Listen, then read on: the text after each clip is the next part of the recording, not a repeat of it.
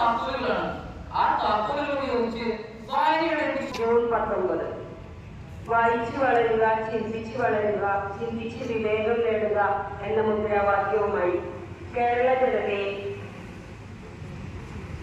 വായനയുടെ ലോകത്തിലേക്ക് എത്തിച്ച ശ്രീ P.N. പണിക്കരുടെ ചരമദിനം നമ്മൾ വായനാ ദിനമായി ആഘോഷിക്കുകയാണ്. വായന മാധ്യമം ഏതായാലും വായന നമുക്ക് അറിവും ചിന്തകളും പകർന്നു തരുന്ന ഒരു പുതിയ ലോകത്തിലേക്ക് നമ്മളെ എത്തിക്കും.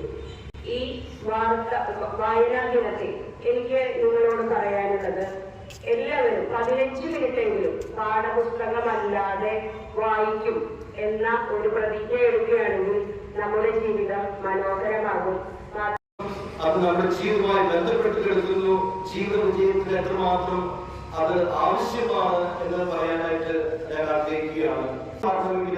അഗാധമായിട്ടുള്ള വായനയും അതുപോലെ തന്നെ ചിന്തയും ആവശ്യമുണ്ട്.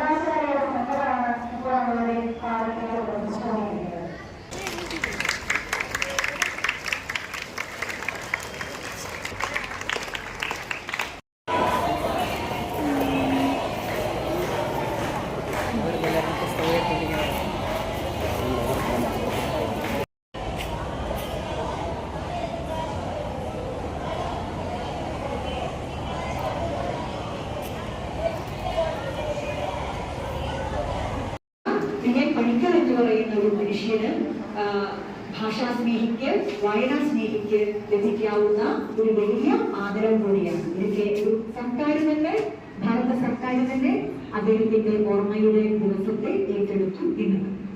വിദ്യാഭ്യാസത്തെയും നിങ്ങളുടെയൊക്കെ മുൻകാല അപ്പൂപ്പന്മാർക്കും അമ്മൂമ്മമാർക്കും മുൻപിലെ തലമുറയെ